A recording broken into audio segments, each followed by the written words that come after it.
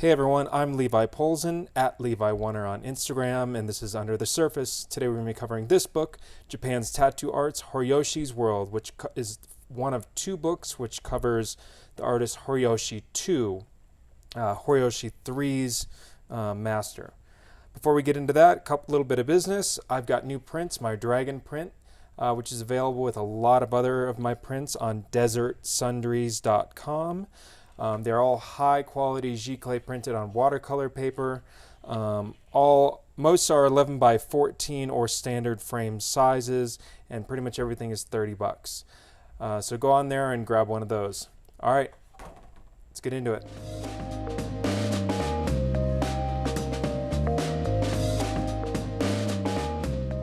All right, here we go. We'll get into it.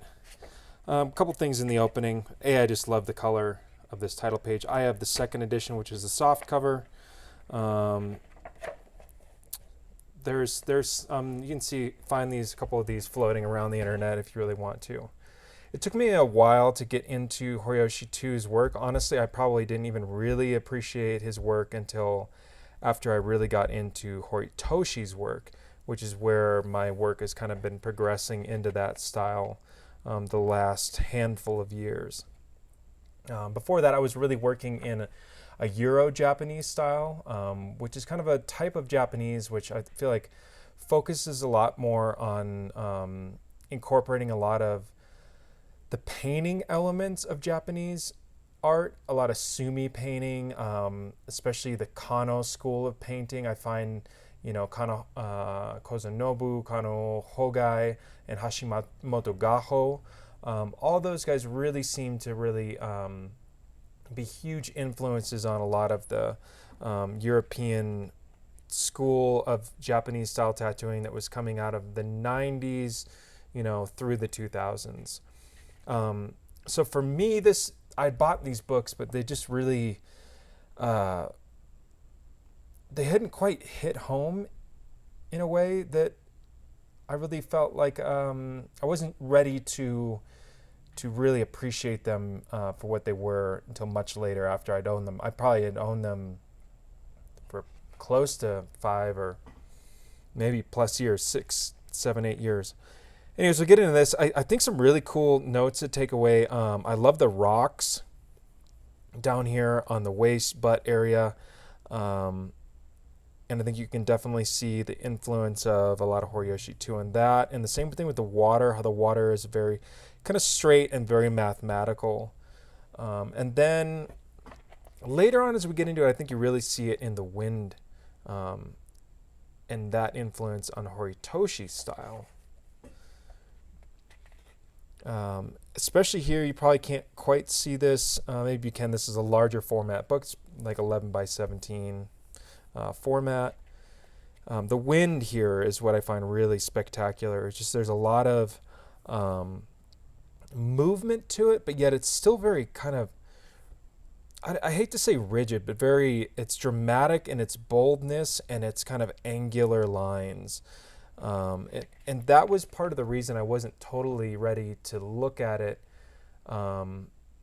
say in the earlier 2000s. It just seemed a little rigid for my taste then, and only until now do I really see the dramatics of it, and how a lot of it really appears as armor almost, and really is approached from that standpoint of like, I feel like how you can look at a lot of bodysuits as like a tapestry or something. I find that really interesting, and it's only something within the last like maybe 5 years or so I've really kind of started noticing and paying attention and trying to establish in my own work. I'm not going to go in depth on every single drawing here, but I think there's some really cool things here. I really like how they did this cherry blossom tree here and integrated it into the clouds and stuff that's going on the arm and the back. You just don't see stuff like that like very much. I recently was drawing a back piece with a piece of a large pine tree incorporated with a crane, and it's very difficult to incorporate such a large element like a tree into a back piece bodysuit design, because you want it to play out throughout the entire image, but yet you don't really want to just have like a big tree in the background or something like that. It's not going to be as moving. So you need to utilize kind of larger aspects and smaller detail like branches and stuff like that. So the way that Horyoshi II really did this is phenomenal.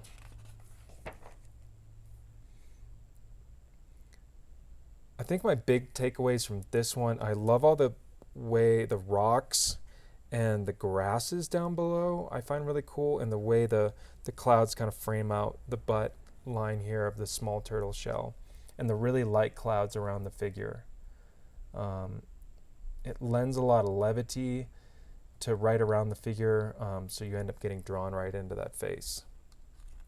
I also really love, I feel like a lot of people would leave out a lot of these background elements. I'm not sure exactly what this is that they're standing next to. I'm sure if you know the story, I don't know what this story is or who it is, this makes a lot of sense. But I like that it's included in there, and the little bit of vines and stuff in there too. It really lends a lot to it. Really cool Kintaro and a couple koi, the large koi. The water on that is really, really cool. The rhythm of gray with black is really interesting, and I love the kind of tiered layering elements of the waves up there.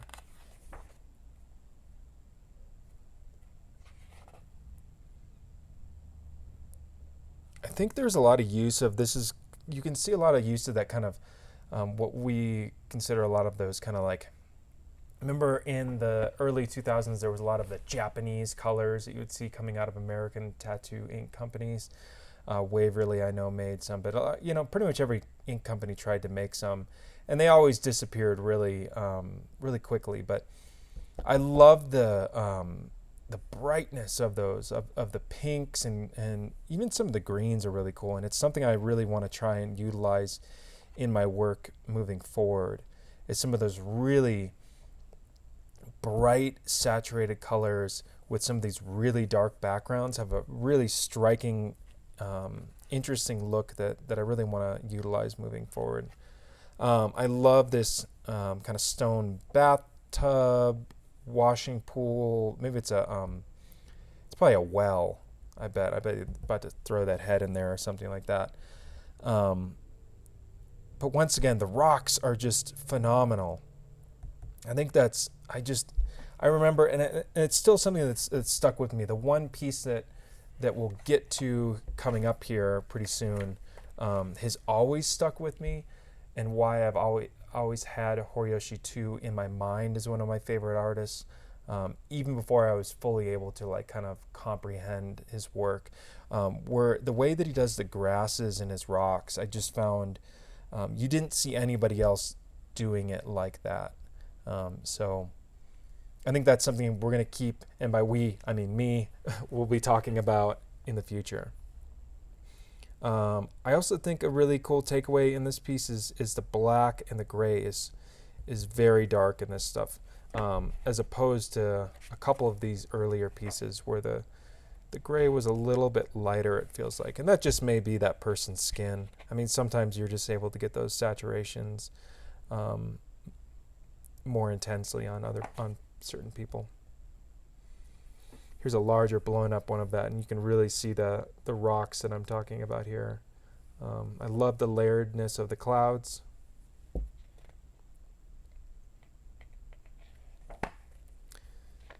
This Fudamio piece is really cool. Love the straight wind coming down. I guess you could also interpret that as rain or something, possibly, but I interpret it kind of just as wind coming straight down. I think it's really cool. You don't see that as much. And I feel like it lends itself to the visual layout of this layout of Fudamio, where he's very vertical.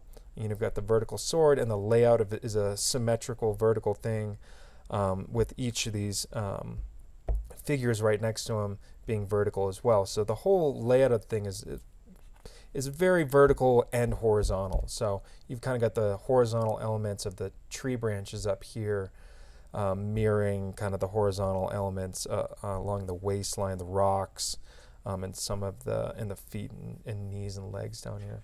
So just really smartly designed. If we kind of look at it half and half and in 3 sections here, each section has its vertical and horizontal pieces all kind of moving together.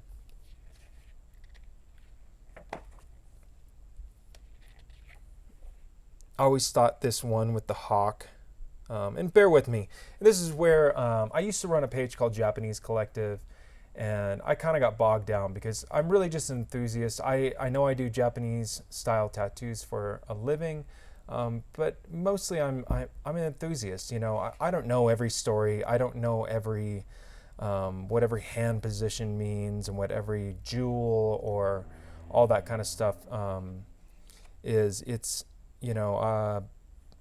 honestly, I'm coming from this stuff from an American point of view. My friend Yushi once said to me, he's like, you're never gonna know it all. You're always gonna be coming from a Western point of view because, you didn't grow up in Japan. You weren't immersed in the culture, and I think that's very true. And so that's something I always take away is I always forgive myself for not knowing everything.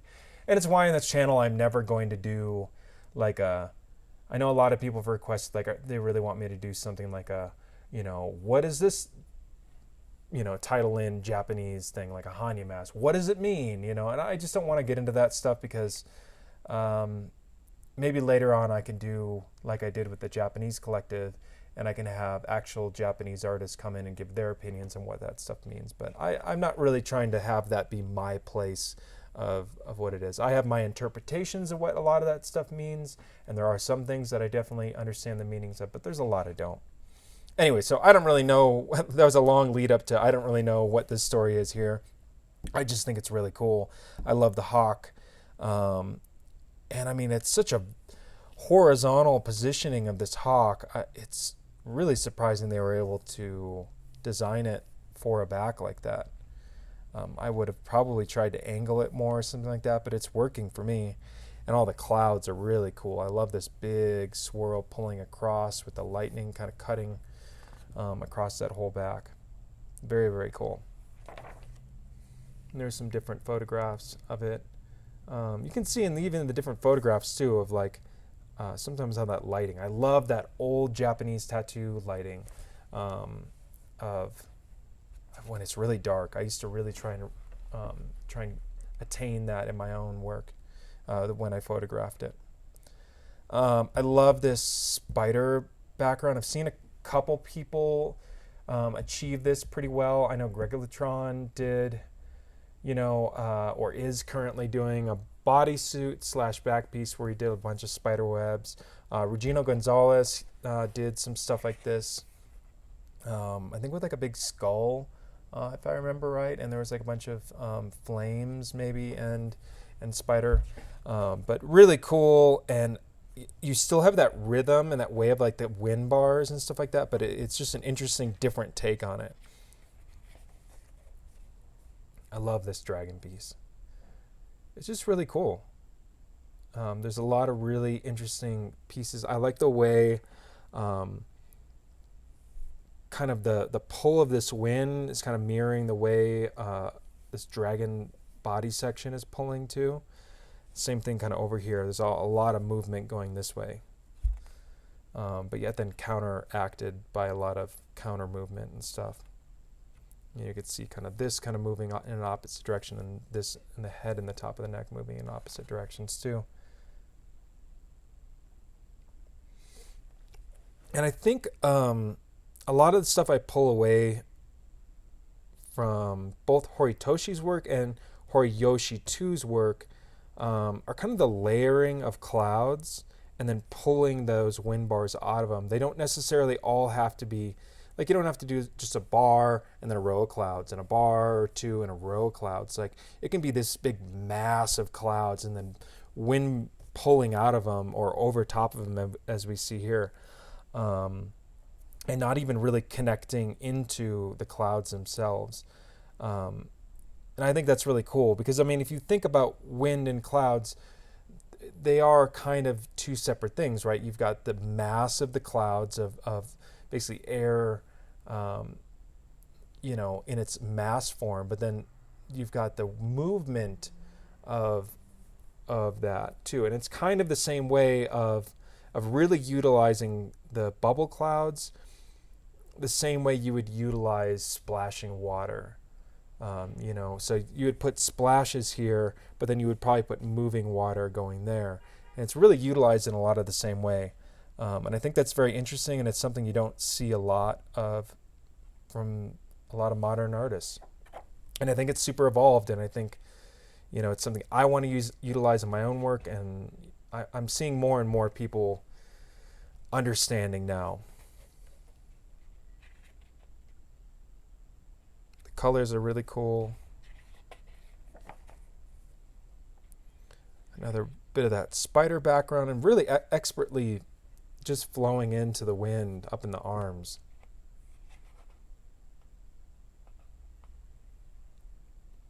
And kind of cool how the figure is fading right into, the spider webs as well.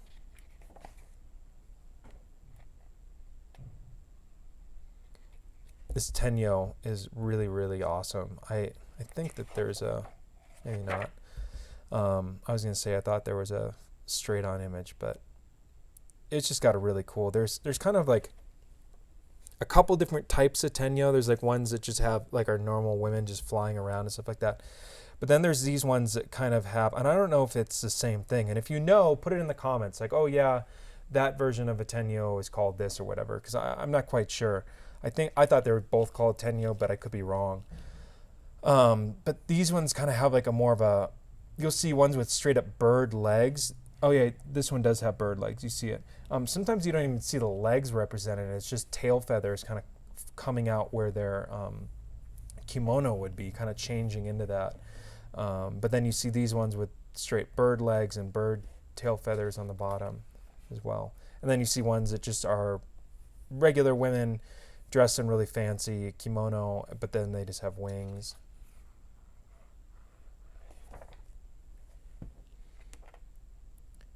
This is one of the ones where it's not the one. I think that's coming up still here. So maybe we'll just gloss over it. We're not going to gloss over it, but I mean, we see this one so much. This design, I should say, it's pretty classically done in Japanese motif. I really, really love the like ivy vines up on what would be the stone top of this. It's like like an entrance, kind of a waterway to a temple, and whatever. I think this person is sneaking out or in. I can't quite remember at the moment, but basically it's just like a sewer, a really fancy sewer drain from what I remember. But I really, really think the vines are so cool, and I forgot there's red ones down here, green ones up top. I forgot how much he utilizes vines in a lot of his work, and I think it's just a really cool addition. Also, the patterning in here, it's not exactly just like bricks, but that's what it's trying to represent. But it's a cool hexagon shape of bricks. Some writing in here. I don't read Japanese, so I'm just gonna skip over it. Here it is, all in English too. I'm not gonna read through it. There's no reason for it. We're here kind of for the pictures. If you buy the book, you can read it. Like I said, you can still find these fairly occasionally. I think you can find the second editions usually for around like, I don't know, $500 to $1,000, depending on who's selling them and how many are on the market at any given time. The hardcover ones almost always go for, I swear, like $1,200 plus. I've seen them definitely like in the multiple thousands of dollars before. Another version of that same design, but just laid out a little bit differently. I think let's just kind of compare them a little bit. The figure is larger on this one, but yet this one's a little bit more dynamic and is a little bit more in line with the Horyoshi print that I associate it with. I mean, there's been a bunch of different prints of this, but this one is a little bit more of the layout of Kunyoshi, the print that Kunyoshi did of this story. So I wonder if he's just referencing that a little bit more. I love the chaoticness of the splashing water with the rocks down in the lower half of this piece too. I think it's really interesting to note that basically from about the hips down, there really isn't anything. There's a little bit of these ropes and buoys and whatnot, and one carp down here, but the rest is just rocks and water for about half of this tattoo. And I think that's just really an important takeaway, because I feel like in the West we get so carried away with putting something everywhere, especially when you're thinking of this large of a piece. You know, we would want to put all this interesting stuff down here, or I should put that in quotation marks, like interesting stuff. What the West usually denotes as interesting is subject matter, you know, like a person or an animal or something like that. But I feel like, you know, not only just in Japanese tattoos, but in Japanese prints and art in general, I find, you know, I mean, there's obviously a movement in the last 20 years towards more things. You know, you could look at Takashi Murakami's stuff as that kind of generation of looking at items as objects as the kind of interesting aspect. But I think you've seen even Takashi Murakami moving away from that in his later years. But it seems to me, and that's always been my one takeaway, and why I was so drawn to Japanese art ever since I was a kid. There was an aspect of it that always just spoke to me, that it was speaking about more than just what a Renaissance painting, say, was trying to say to me.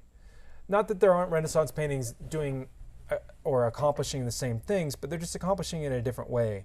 I think some of the flatness of a lot of Japanese art does this for me, and a lot of the focus on backgrounds or non-subject matter items. Like if you think about just Sumi landscapes or something like that, which I guess the argument could be made that a lot of that was being done in the West as well with Renaissance painting, and a lot of painters just doing whatever they call it, plein air style painting, where they're trying to capture that ethereal quality of the natural world. But it's something I've always really identified with, like just in my life in general. I spend a lot of time outdoors. I do a lot of fishing and hiking and hanging out with my dogs outside and stuff like that. And so the natural world has always been something that is very drawing to me, and it's why I think you'll see in my work I don't focus as much on figurative stuff, because maybe in my life I don't focus on figurative things, aka people, as much. I feel like I'm in my own head and want to experience the world in its natural state. I really love this big swirl crossing across the butt cheeks here. Really, really awesome. You don't see it as much because it's very difficult to do, because as you can see, it kind of, a lot of times you're going to get this little pinch in because you're pulling a line and it seems straight, but really you kind of have to like fake it a little bit. So it, you know, because there's the curving in of the butt cheeks, you almost have to curve the line down in order to make it appear as though it's going to connect with one that is up here, even though logic would dictate that you just pull it straight. It's really difficult. I've attempted this a couple times in back pieces, never been quite happy with it. But then I guess I see it here and it looks great to me, and I understand what it is and what it's going for. So maybe that's just a lesson on not being as critical on myself about things like that. That it's the design itself still really holds true. But that's I really love these long, flowing wind bars. You know, that's something I'm always trying to achieve in my own work.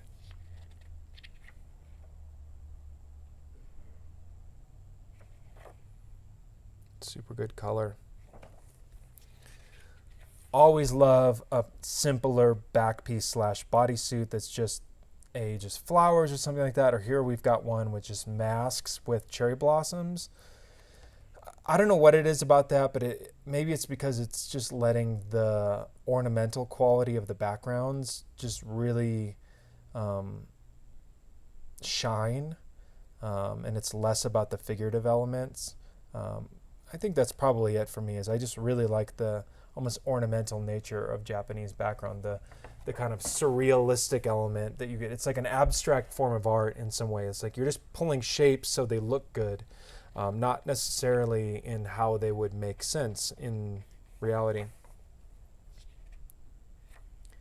Okay, now we're getting into some work here where the wind and the rocks are getting tighter and tighter. Like all the clouds down in here are super tight, and really dynamic. Same thing with the rocks, and all the wind up here is really, really dynamic and tight.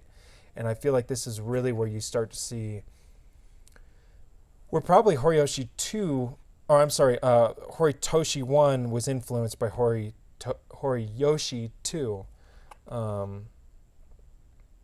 And I could be wrong in that aspect, but I think I've heard it somewhere before where Horitoshi was extremely influenced by the style of Horiyoshi II. Once again, the wind up here, just the massiveness and the almost like, it feels like armor to me. The wind, the background just feels like a suit of armor, like somebody is wearing armor. And I think that there's something to that as well. Like, when you think about traditionally in the Edo period, when a lot of beginning of these suits are happening, a lot of firemen and stuff like that were wearing them. And so I bet they wanted that feeling. They wanted that feeling of like protection, of like, it is like an internal piece of armor.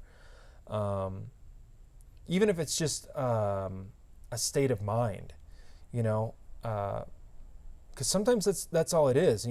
It's well, that's even what uniforms do, right? Like if we look at the military and police officers and stuff like that, you have this same uniform and whatnot because it gives you this feeling. I think you even hear that in people in film. People who are in film, and when they get into certain costumes, it makes them feel a certain way. And I feel like there's something about that, the way a bodysuit can make you feel a certain way. It could change who you are. I really do think that there are elements like that where, something as simple as getting a back piece could alter how you think about yourself.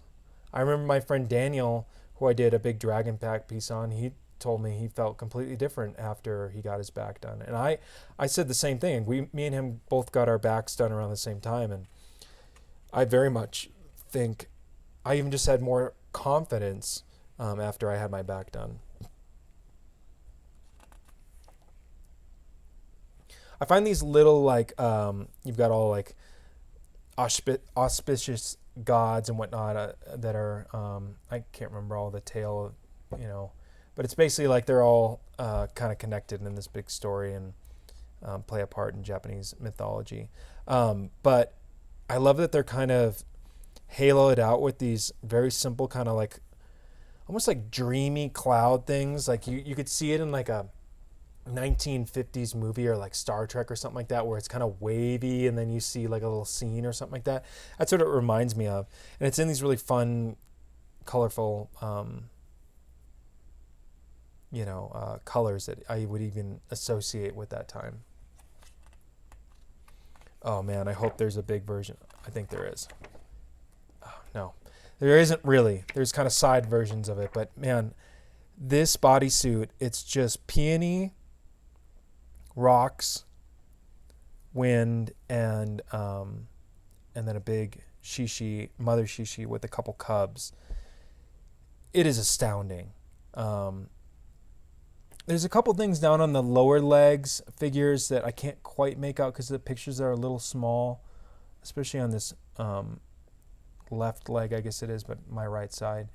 But mainly I would just like to say, I recently just started doing I did a little bodysuit project just on my iPad. And, this is very hard to do, to figure out a layout in such simple terms like this with just basically one subject matter, but you're doing multiples of it. and then background. You're really relying on the shapes of the background to complement the body. And here we just have a little bit of close-up of it. I love this big arching rock going over the thigh with the straight wind kind of coming down here. Super cool. All the rocks going kind of angular against the ribs and hips there. It is a masterful bodysuit. Maybe my favorite other than the one we're about to see. So I believe this is the one that I've been... Oh, it's not, because I think that's it. It's one of the ones. I may just be mistaken in remembering different ones. Basically, I love these ones where the rocks and the water are just super dynamic, and the whole lower half of, the bodysuit. I find it really strong and striking. And he's playing around with a couple different things. He's getting a lot of larger subject matter now in the upper sections, and then just background kind of a little bit up top and heavily down on the bottom. I don't know if you guys can see it, but these dragons here, which one has kind of like a pinkish magenta clouds, and this one has maybe just gray or more pink magenta. Kind of cool. I've seen Horyoshi III utilize that a couple times. Super cool wind. This wind pulls across from this arm on the other side. I love that. I think that's so cool. I love when elements from different parts of the body are playing into other sides or other aspects. This limb isn't completely connected. There's a huge gap of space here, but it's playing into the elements of that arm. I feel like you can really see it here. The way all that wind is pulling across there. That's just stuff you don't see every day. You don't see in tattoos now, let alone when these were being done. Super cool.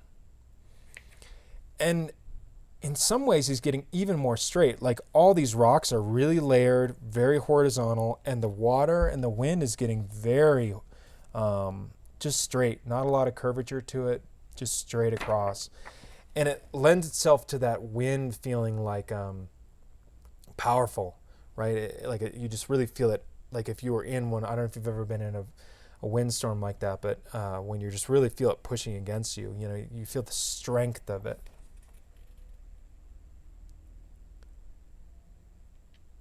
This one's pretty cool. If I'm quite honest, I feel like the koi gets a little too lost in it. I would have liked to seen a little bit more of the body of the koi. It's kind of just the tail and the head of the koi. But I think it does really bring home that, if you had this big creature, it's not going to fully get out of the water. It's going to just still be half submerged. So in that respect, it's very... Here we go. Another bodysuit where it's mostly background. Holy crap, you get it like just a big... it's not a scroll necessarily, but kind of like a flag kite type thing there with a bunch of writing on it. Very mirrored wind bars across the front, and all the rocks are really great. His rocks are probably second to none. I'm gonna probably try and you're gonna see my rocks getting in with a lot of this grass stuff more and more. I feel like I'm gonna just keep trying to steal that.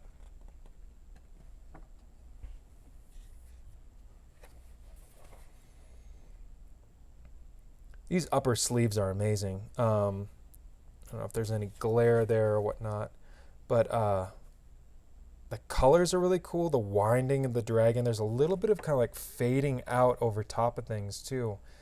Love this big swirl going right horizontally across the bicep, but yet it works because you've got this kind of angular verticalness to the dragon going behind it.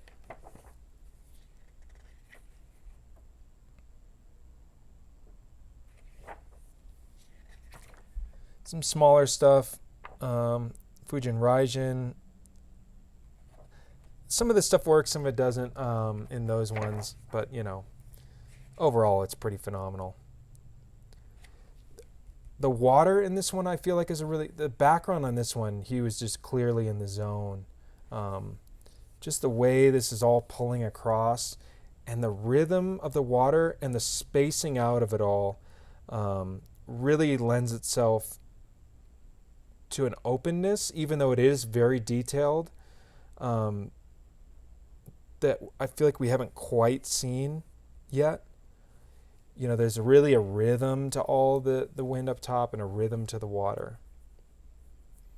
So, and you're seeing it more here as well. And the dragons are phenomenal.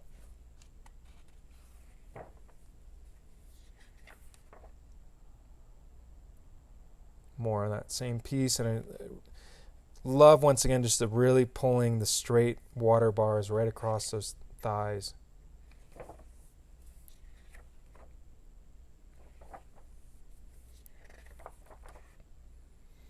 I love that the wind here is just clouds. I'd probably be a little weirded out about just having what almost just looks like a big fart cloud coming out of my butt crack, but I try not to do this. But I mean, you got to have this character coming out of somewhere, I guess, and that's an easy way to kind of like hide the elements of where it's coming out of. But yeah, like I try not to do this myself these days because I feel like it always ends up reading as like a, I don't know, yeah, like a big cartoon fart.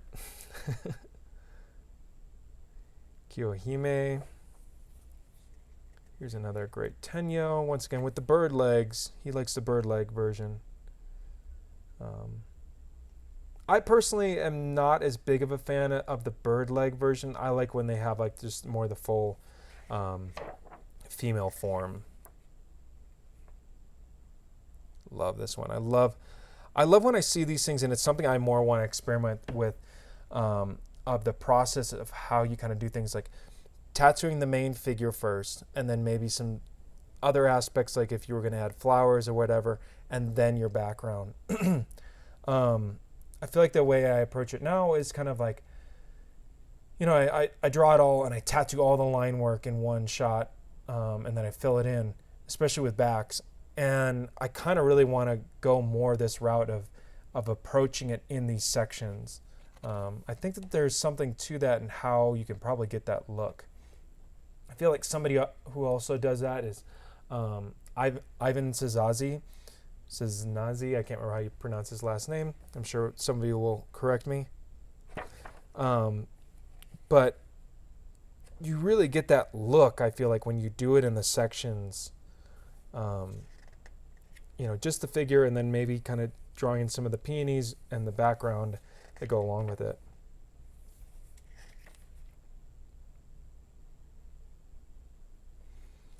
You know, I think even if you look at these dragons, you can really see the influence on Horitoshi. They have a very Horitoshi vibe, somewhere between Horicho and Horitoshi.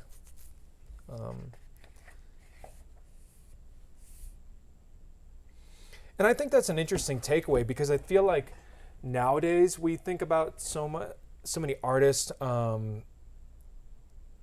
their styles kind of like mirroring one another, or you see kind of trends come and go. And so it's kind of interesting to see, I don't know if I would say, but trends come and go in stuff before the internet, because it's, and you definitely, I remember seeing it in magazines and stuff like that, but it was far slower. You know, you'd see somebody do something and get published in a magazine, and then maybe like the next year you'd see like a couple of those kind of imitations pop up. But yeah, I think it's an interesting takeaway of like, oh, so-and-so really liked the way those dragon faces looked, or the way those arms were done, and so they're going to try and mirror that in their own work.